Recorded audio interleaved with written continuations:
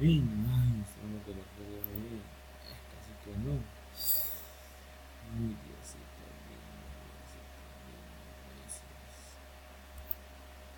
Gestión del tiempo, ensayar antes de generar el video final de grabación para que la grabación quede lo mejor posible. Una vez hayamos terminado de grabar lo que queremos grabar, simplemente pausamos y aquí cuando pausamos nos dice cuánto tiempo hemos grabado y si queremos revisar lo que hemos grabado. Nosotros podemos darle play, ir hacia adelante o hacia atrás en esta barrita mirando lo que hemos grabado. Si está correcto, procederemos a darle hecho y nos va a generar una previsualización